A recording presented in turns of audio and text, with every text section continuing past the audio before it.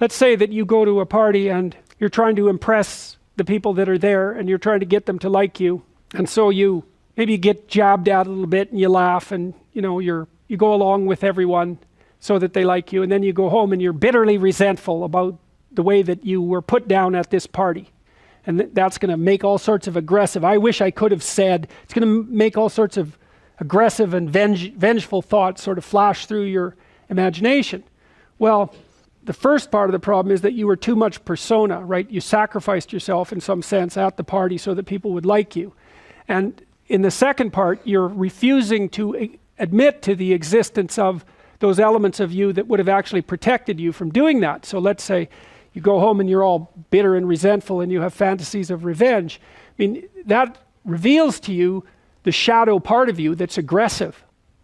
And the thing is, you actually need that, because if you would have integrated that more successfully into your personality, when you went to the party, you wouldn't have had to let people put you down to get them to like you.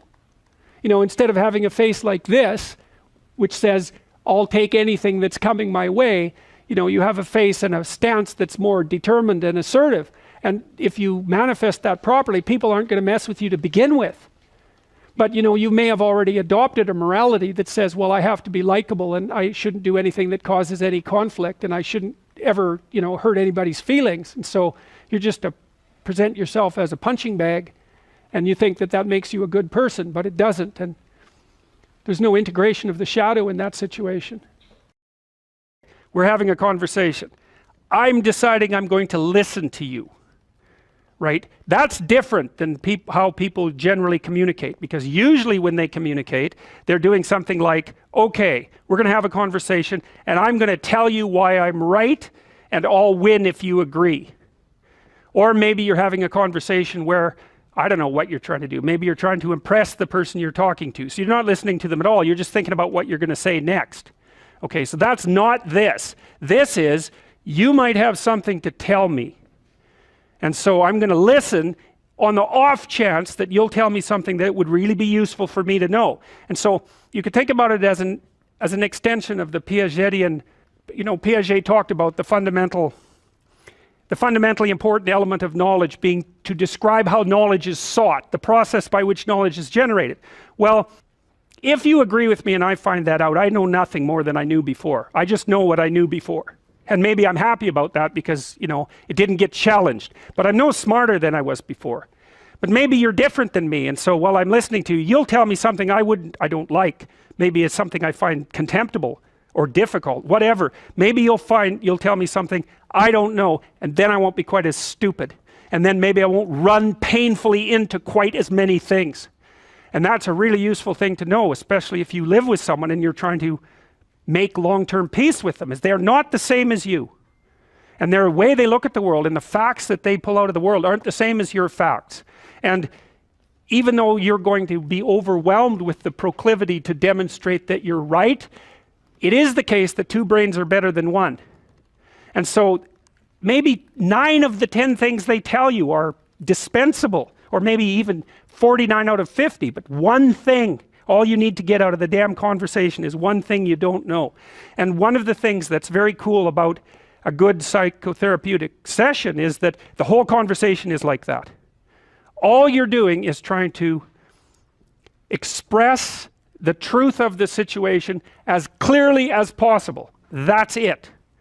And so now Roger's proposition, and I'll tell you why he derived it, was that if you have a conversation like that with someone, it will make both of you better. It'll make both of you psychologically healthier. So there's an implicit presupposition that the exchange of truth is curative. Well, that's a very cool idea. I mean, it's a very deep idea. I think it's the most profound idea. It's the idea upon which Western civilization, although not only Western civilization, is actually predicated.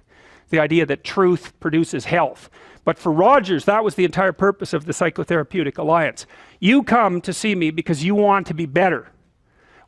You don't even know what that means necessarily, neither do I. We're going to figure that out together.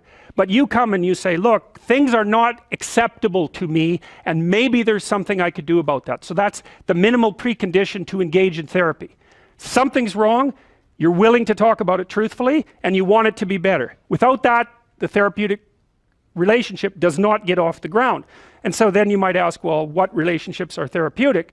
And the answer to that would be, if you have a real relationship, it's therapeutic. If it isn't, what you have is not a relationship. God only knows what you have. You're a slave, they're a tyrant, you know, you're both butting heads with one another. It's a primate dominance hierarchy dispute. Oh, I don't know, you're like two cats in a barrel, or two people with their hands around each other's throats. But what you have is not a relationship. So, all right. We may say that the greater the communicated congruence of experience, awareness, and behavior on the part of one individual, that's a reference to the same idea that I was describing with regards to Jung. So let's say you come and talk to me and you want things to go well. Well, I'm going to have to more or less be one thing, because if I'm all over the place, you can't trust any continuity in what I say. There's no reason for you to believe that I'm capable of actually telling you, I'm capable of expressing anything that's true. So the truth is something that emerges as a consequence of getting yourself lined up and beating all the impurities out of your soul, for lack of a better word. You have to be integrated for that to happen, and you do that at least in part by wanting to tell the truth.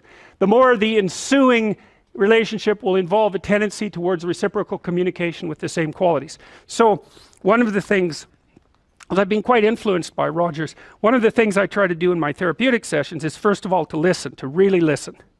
And then while I listen, I watch, and while I'm listening, things will happen in my head. You know, maybe I'll get a little image of something, or I'll get a thought or a question will emerge, and then I'll just tell the person what that is.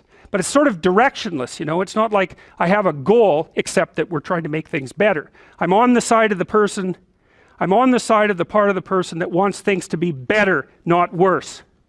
And so then those parts of us have a dialogue, and the consequence of that dialogue is that certain things take place, and then I'll just tell the person what happened. And it isn't that I'm right, that's not the point. The point is that they get to have an hour where someone actually tells them what they think. Here's the impact you're having on me. You know, this is making me angry. This is making me happy. This is really interesting. This reminds me of something that you said an hour ago that I don't quite understand. And the whole point is not for either person to make the proposition or convince the other that their position is correct, but merely to have an exchange of experience about how things are set up. And it's extraordinarily useful for people, because it's often difficult for anyone to find anyone to talk to that will actually listen.